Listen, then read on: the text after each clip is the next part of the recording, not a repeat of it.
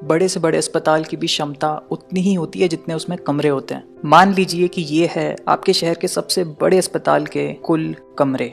इनमें से कुछ कमरों में पहले से ही रोड एक्सीडेंट और हार्ट अटैक के मरीज होंगे, और ये हैं आप, एक हेल्दी इंसान जो हर रोज की तरह आज भी घर से बाहर निकलकर बस पकड़ता है और ऑफिस पहुंचता है, और यहाँ किसी और इंसान से आपको हो जाता है कोरोना वायरस। पर आप इस बात से बेखबर हैं क्योंकि सिम्टम्स आते हैं 7 दिन बाद, और इसीलिए इसके बाद आप चले जाते हैं सिनेमा घर फिल्म देखने, और वहाँ आपके जरिए ये वायरस फैल जाता है 2-3 और लोगों में। अब मान लेते हैं कि इन 4 में से किसी एक को बहुत ही गंभीर सिम्टम्स आएंगे और उसे अस्पताल में भर्ती होना पड़ेगा, और इस दौरान ये बचे हुए 3 लोग जिन्हें कोरोना वायरस हैं और वो बेखबर हैं, फिर से हर रोज की तरह बस पकड़ते हैं और ऑफिस पहुंचते हैं, और इस तरह जाने अनजाने में कोरोना वायरस इन लोगों से सैकड़ों और लोगों में फैल जाता है। अगले 7 दिनों में इन सभी में से 20% लोगों को अस्पताल में भर्ती होना पड़ेगा, और यूं ही चलता रहा तो अस्पताल में भर्ती होने वालों की तादाद दिन प्रतिदिन दोगुनी होती जाएगी।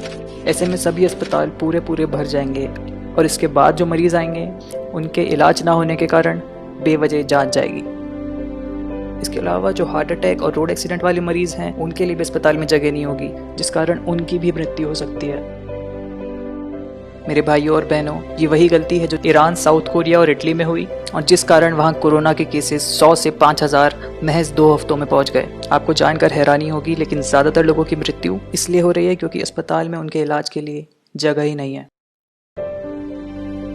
जैसा कि आप देख सकते हैं कि अस्पताल की ज़रूरत सिर्फ गंभीर मरीजों को होती है, पर उन तक ये बीमारी पहुंचाने वाले वो लोग हैं जो हेल्दी फील कर रहे थे और जिनके सिम्टम्स गंभीर नहीं थे। यानी कि इन मासूम लोगों को मरने से अगर कोई बचा सकता है तो वो है ये हेल्दी लोग, यानी कि हम, आप और मैं।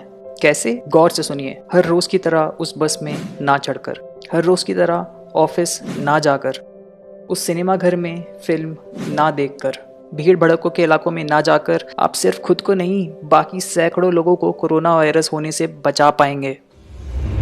और इस तरह जो गिने चुने कोरोना वायरस के मरीज अस्पतालों में पहुंचेंगे, अस्पताल उनका इलाज ढंग से कर पाएंगे और उनकी जान बच पाएगी, और हमारा देश कोरोना को हरा पाएगा।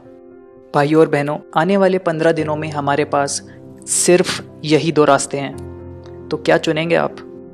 अगर हमें मासूम लोगों को मरने से बचाना है तो हम सबको घर में बैठना होगा, आज से, अभी से।